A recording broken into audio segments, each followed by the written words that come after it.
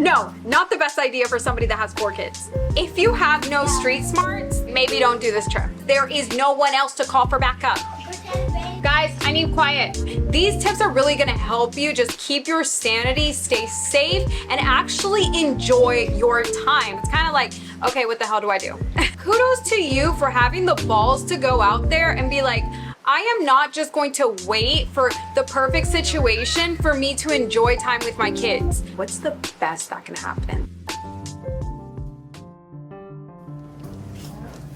¿Qué pasa, Beast fam? Welcome back to another episode here at The Beast Den. My name is Sloan the Beast. I am a chaos coach for women navigating motherhood and business. I help you create work-life balance in a way that doesn't put you on the back burner. It makes sense for you. This is the second or third, I haven't really decided yet, video in this mini series all about being solo in New York City with my 4 kids while my husband's away at Sturgis. Again, if you're not in the motorcycle community, Sturgis is a motorcycle road trip. It's a huge road trip to North Dakota, and he happens to be taking that trip with my brother-in-law, which leaves me solo dolo in New York City for about a week and a half. I've been here at this point. Let's go ahead and get into my tips and tricks. While I love bringing you along kind of vlog style, I do want to just sit down, talk to you, share with you my top tips, my top resources, mindset tools that you may need if you are considering taking a trip with your kids. Whether or not you're outnumbered like I am,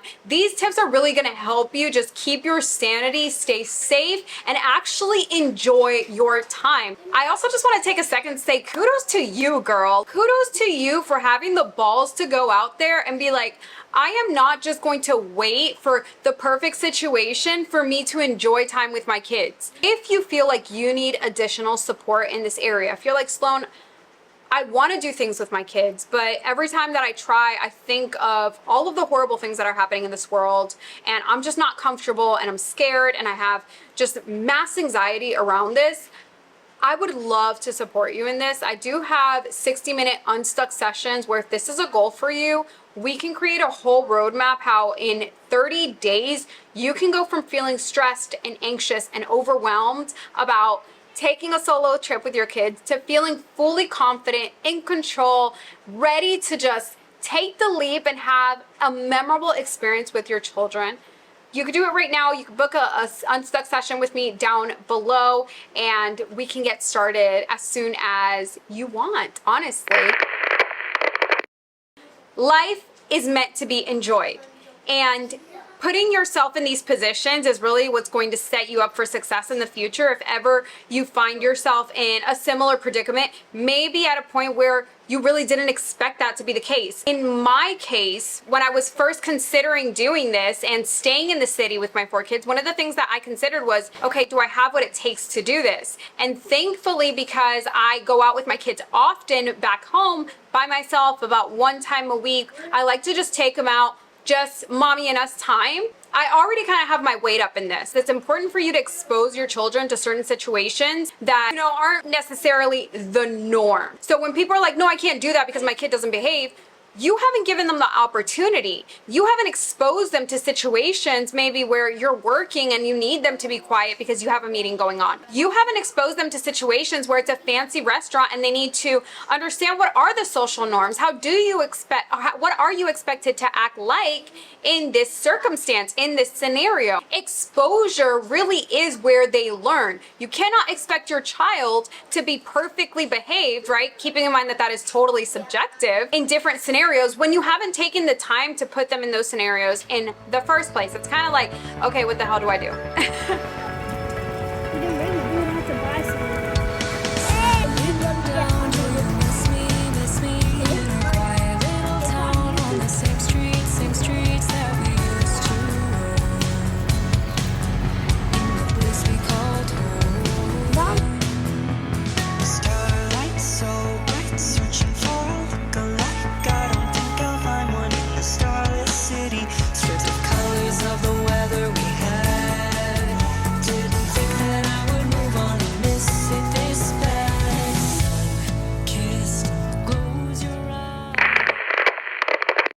first, let's talk about accommodations while I get comfy here. If you have the ability to get an Airbnb or to get an actual condo or apartment, that's definitely what I would recommend.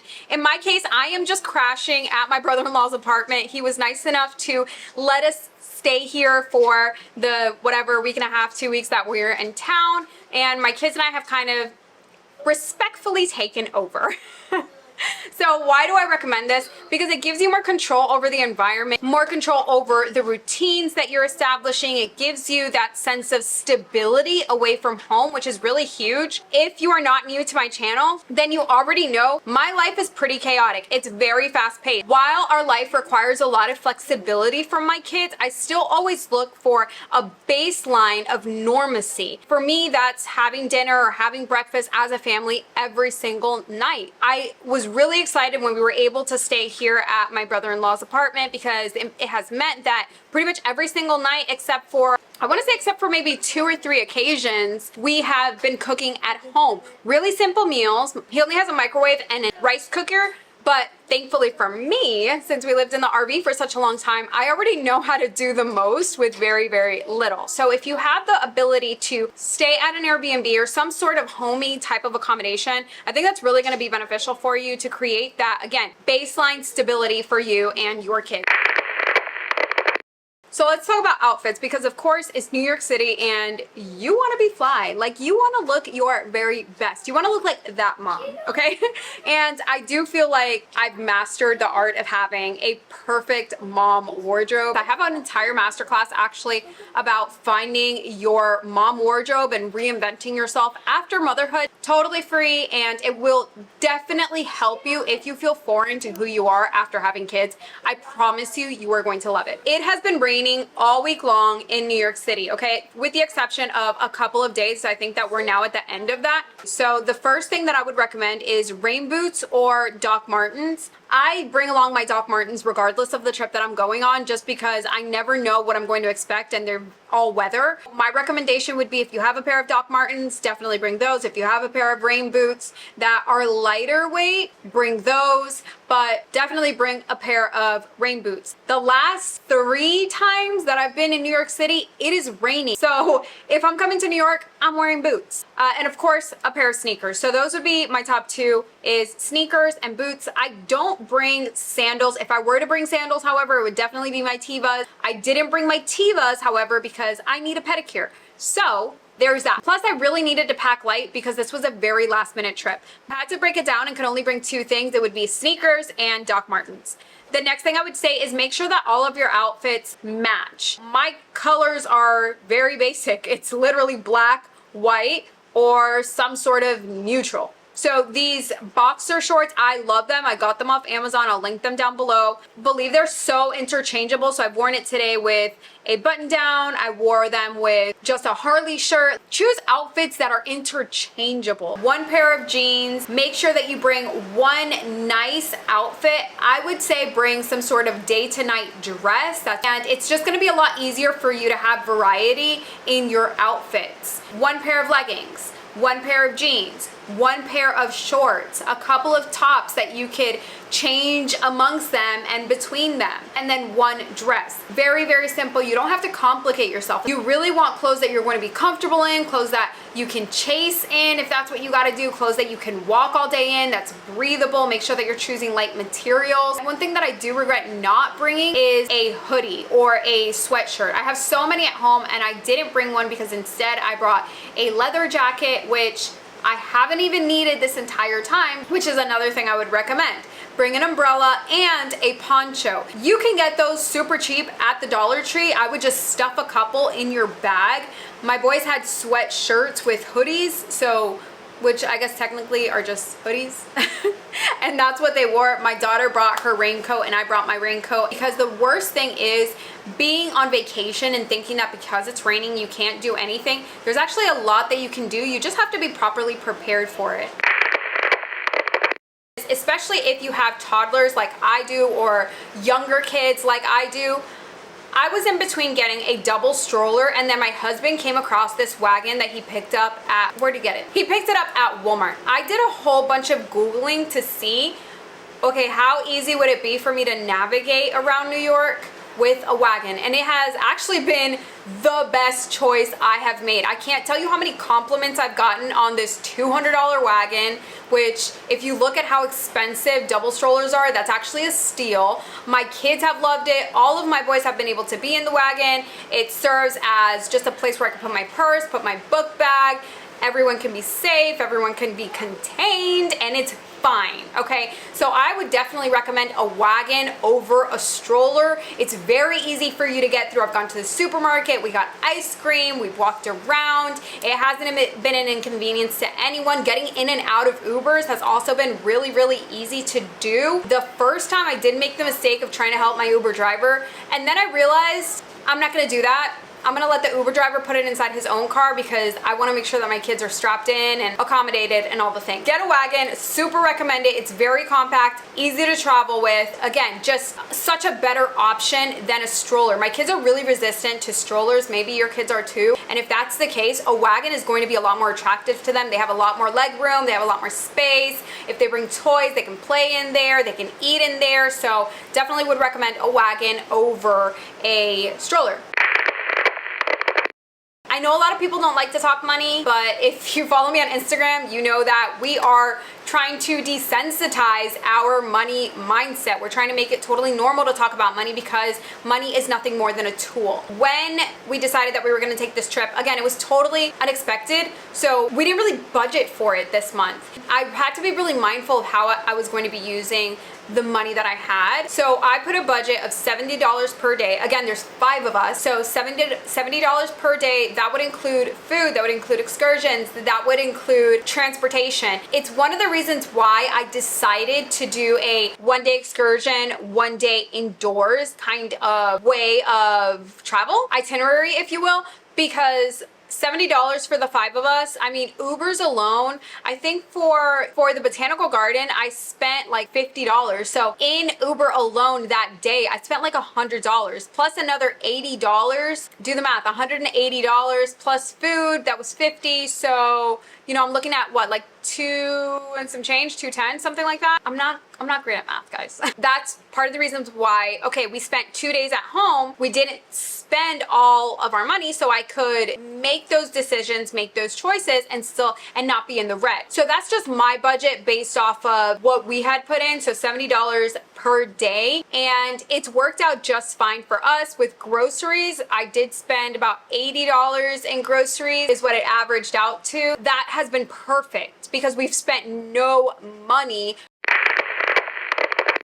for dinner, which is usually the most expensive meal. We don't spend money on breakfast. Lunch really is the only food that we've been spending money on, and Uber, which is gonna take me to my next point. Transportation. Depending on where you're staying, transportation may or may not be a big deal for you. If you're staying in Manhattan, then it's a lot easier for you to move around. You can move by bus, you can move by train, you can move by taxi, you can move by rideshare. Why I chose to move by rideshare is because I am severely, what's the word I'm looking for? I am severely outnumbered. So because I'm severely outnumbered, I didn't want to risk taking a train and God forbid something happening, even though we'll talk about this more in safety, but even though I do have air tags on my kids, I just did not feel comfortable taking a taxi or taking a bus with, and also transporting a wagon. It was giving the most. Like, I cannot and will not put myself through that. We're gonna talk about your energy and stress distribution and all of that in just a second, like mindset stuff. But when I was looking at how was I going to maintain my sanity, stay grounded, stay in control of my emotions and my anxiety, I knew that I was not going to take public transportation. I was going to take as much rideshare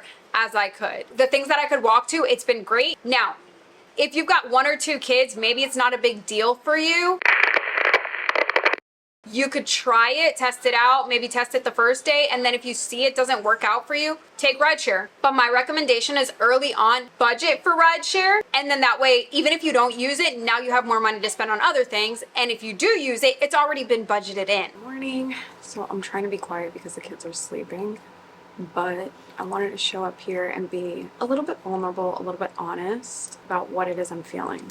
Yesterday we did stay inside, which was fine, but today I really want to make it a point to take the kids to the garden. I've spent most of the morning Googling like how safe is the garden? Is it safe to go with kids? I wanted to come on here and just be honest with you because I don't want you to think that it's not that these thoughts don't come up. Of course, when you're traveling by yourself with your kids, especially with the social climate, with all of the things that are happening. I have a background of advocacy in human trafficking, and so I know a lot. And this is kind of where knowledge isn't power, but knowledge can sometimes be your worst enemy. Because I know so much information, it can be overhaul for me sometimes. I get stressed out, where I get worried, and I don't want to feel that way.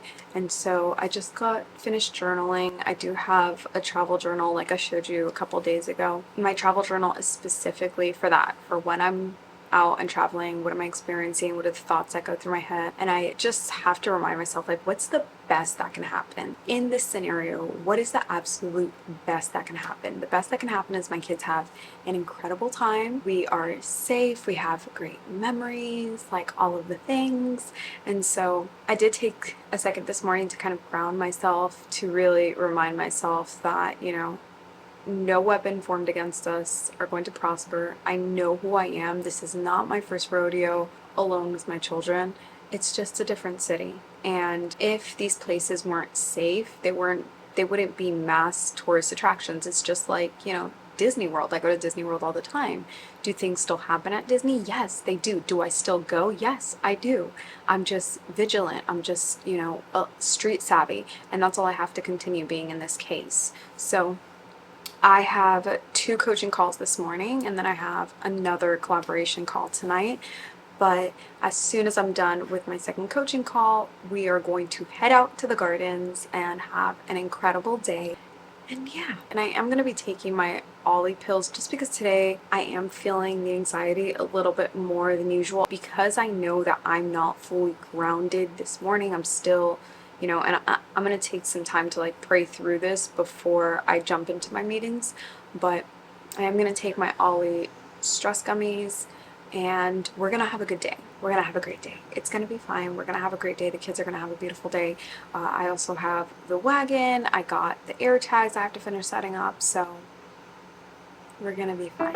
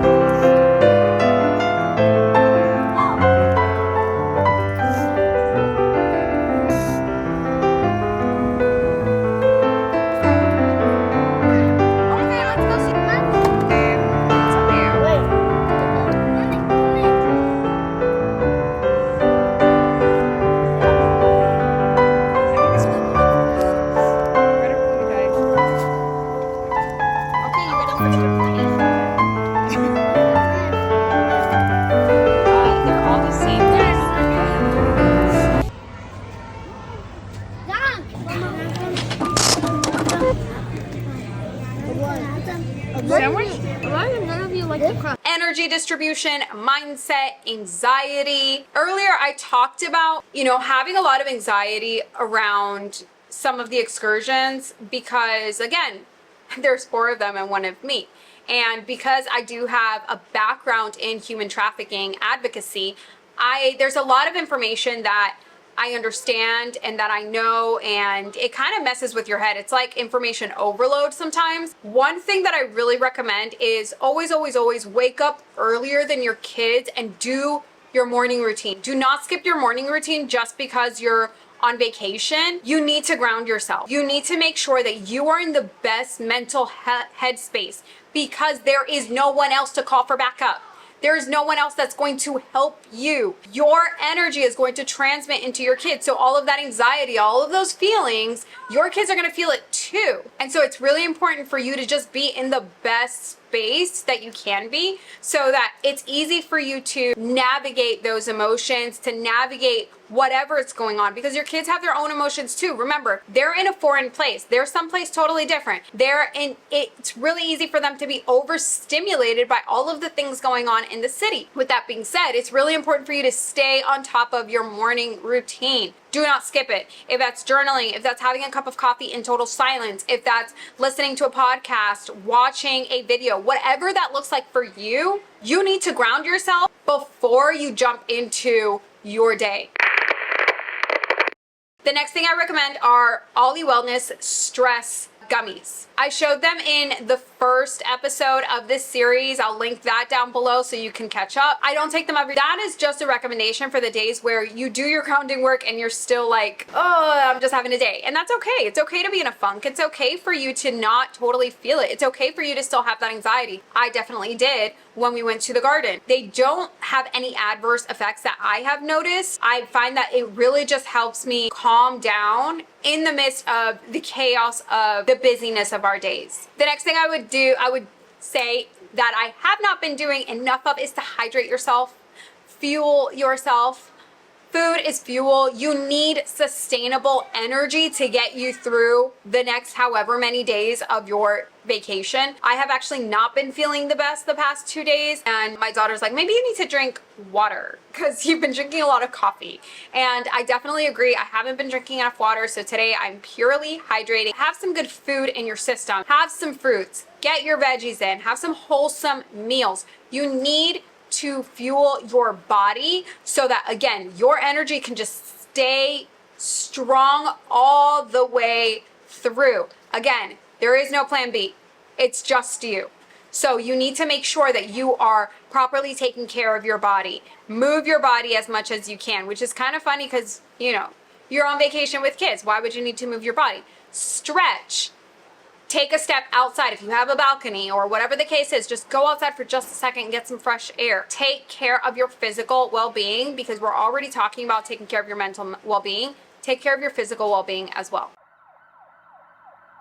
My recommendation is, if you have no street smarts, maybe don't do this trip. Like, I'm just gonna be honest with you. If you feel like you don't have the street smarts to get through a weekend, a week with your children, don't do it, because it does take a certain level of confidence within yourself to say, you know what, yeah, I'm gonna do this and we're gonna be totally fine. Did I still have certain anxieties and certain reservations? Of course. I think that that's actually healthy. I think that it's normal. I think that being overly confident is not necessarily a great thing either. But I am confident in the way that I parent. I am confident in the way that I move when I'm by myself with my kids. And so for me, again, it goes back to having your weight up. If you do not feel confident in being alone in a city, whether it's New York City, Chicago, whatever big major city it is that we're talking about, don't do it. Don't do it.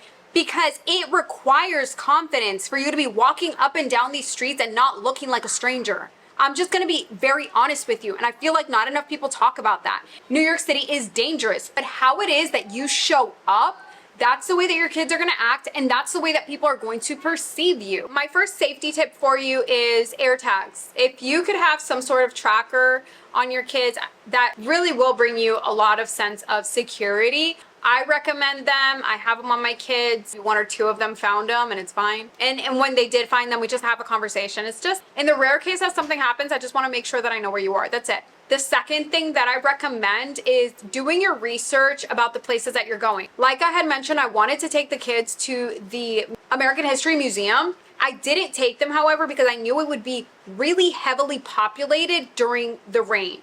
And I didn't want to put myself in a position where I would be overwhelmed and the kids could potentially be overstimulated, and that was a recipe for disaster. So I decided not to do that and to do something different instead. So do your research about the places that you're going to be visiting. Make sure that you're using the right keywords. So for example, what to do on a rainy day. Is going to the museum on a rainy day with kids a good idea? The blog post will probably say, yeah, no, it's a great idea, but keep in mind, it's going to be really busy. Okay, great. Clearly the person that wrote this probably only has 1 or 2 kids. No, not the best idea for somebody that has 4 kids. So do your research about the places that you're going to be going. This tip may be controversial, but for me, it's just been the best choice. I just try and not put myself in positions and situations that are not going to be beneficial for us or that can potentially end south. My recommendation is get back inside before dark. Now, why do I say this? Because again, I know my kids,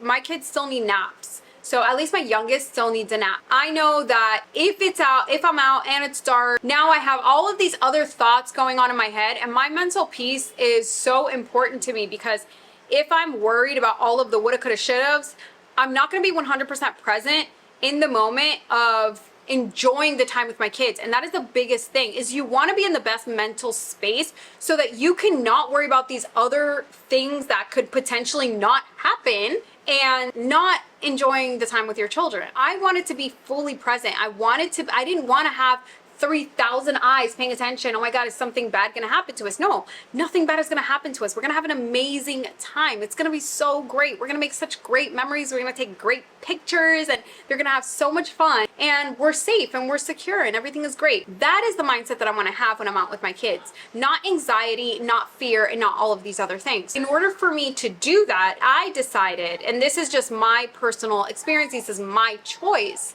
is to be home before it got dark. So then we could spend the night just unwinding. I could have a longer unwinding session, if you will, a routine with them where we could just get it together, watch a movie, just unwind. We had a jam-packed day. We had a lot of fun. Now let's do showers and dinners and all the things. Oh, but Sloan, I want to do, Times Square. I want to do this or I want to do that. I'm talking about someone that has 4 kids on her own. So if you have 1 or 2 kids, maybe that's gonna work for you. Try it out. The other thing is, I do have my location shared with my husband at all times. He knows where I'm at. Added steps that will make you feel more comfortable. I also really recommend having honest conversations with your children. And this can be, again, another controversial topic. Depending on the relationship that you have with your children, this may or may not work for you. In my case, it works great because my kids are not accustomed to me just saying, do this. We have sort of trained our kids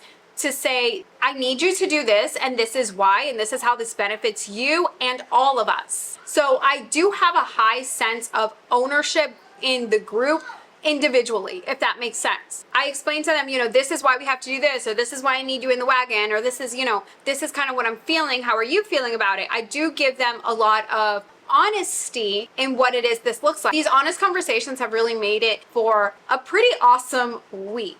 If we're looking at recommendations on places to go, I look for places that have high security. Usually this is going to be touristy places like the zoo, like the botanical gardens, like the museum. There's also indoor playgrounds if you're not comfortable with taking them to a local playground. I would definitely recommend you do something like that. You can grab coffee, grab a pastry, let them play for up to 2 hours. But of course it comes at a cost. It still is a great way to get them out and have them just like release all of their energy. Thank you so much for joining me for today's video.